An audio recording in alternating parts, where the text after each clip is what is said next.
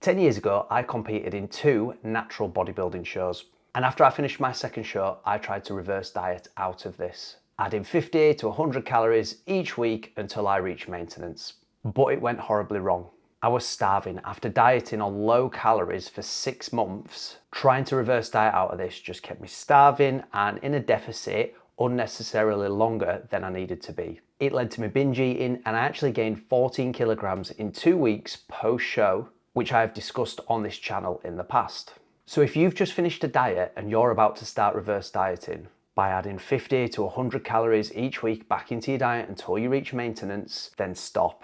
Because what you're about to do is spend weeks, maybe even months, still in a calorie deficit, unnecessarily. I'm going to explain why reverse dieting is a waste of time for most guys, and what you should actually do the day you finish your diet instead. But before you come for me in the comments, I'm going to cover the history of reverse dieting, what it actually is, where people go wrong with it, and what to do instead. But first, why should you listen to me on this? I'm Lewis. I was a personal trainer for over 10 years and now an online coach. I've got a postgrad in sports nutrition, and despite all that, I still got reverse dieting wrong. After my second bodybuilding show, I tried it kept me starving, led to me binge eating, and led to me gaining 14 kilograms within 2 weeks post-show. Now, before we get into it, let me be clear who this video is and isn't for. This video is for guys who go to the gym, have dieted, lost a bit of weight, maybe got really lean, and want to understand what to do after they finish their diet so they don't rebound. This video is not for competitive bodybuilders, physique athletes, people who've just done a photo shoot, and anyone who's dieted to below 10% body fat. If that is you, I would recommend checking something out called the Recovery Diet by Team 3DMJ, as that's a different situation entirely and requires a different approach. So the first time I heard about reverse dieting was from Layne Norton, who I am a very big fan of, by the way. After dieting or competing, you would slowly add in 50 to 100 calories each week until you got back to maintenance. Then you would continue increasing calories to find the upper limit of how many calories you could eat without gaining weight. The idea at the time was that it helped repair metabolism and reverse something called metabolic damage. Then I watched the reverse diet debate between Layne Norton and Menno Henselmans. And I'll link that debate in the description below so you can check that out as well. And it was the first time I'd heard the argument against reverse dieting, and instead just going straight to maintenance once you've finished a diet. Because it became clear from that debate that reverse dieting doesn't reverse metabolic damage. And while there is some metabolic damage from being in a calorie deficit, especially for extended periods of time, it wasn't as great as what people first thought. And actually delaying getting back to maintenance just delays your recovery. From that debate, then the recovery diet came from Team 3DMJ.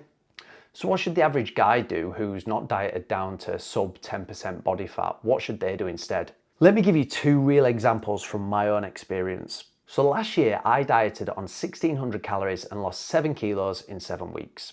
The day I finished my diet, I went from 1600 calories to 2600 calories, my new calorie maintenance. I stayed at maintenance then for 2 weeks before moving into a gaining phase. Across those 2 weeks, I actually didn't gain any weight at all, which is unusual. Most people, when you go from a deficit to maintenance, will initially see some weight gain, but this is from glycogen and water, not fat.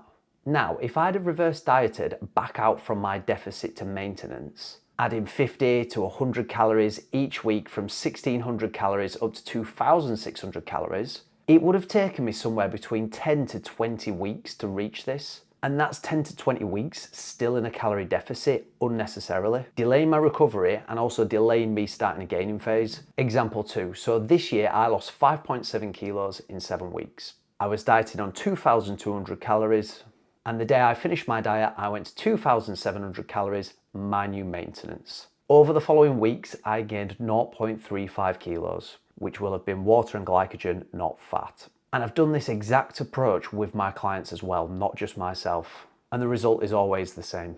Go straight to maintenance, let your weight settle for 2 to 4 weeks, and then decide what you want to do next. Now, one thing I do need to say, when you finish your diet, your maintenance calories will likely be lower than when you started because you're lighter now. So it's important you calculate your new maintenance calories from your tracking data. And if you've been tracking your nutrition and weight consistently throughout your diet, then you should have a pretty accurate idea of what your new maintenance calories would be. However, some people now use the term reverse diet to describe finding their maximum maintenance calories once they've finished their diet.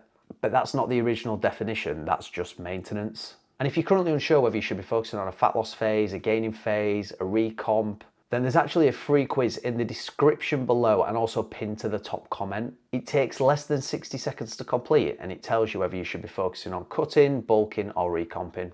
Link is in the description and the pinned comment. So to summarise, save yourself the weeks or months unnecessarily reverse dieting out of your deficit back to maintenance. Instead, once you finish your diet, calculate your new calorie maintenance and go straight to that. Expect to gain a couple of kilos back initially, but this will be water and glycogen, not fat, so don't panic. Spend at least 2 to 4 weeks at maintenance before deciding what to do next.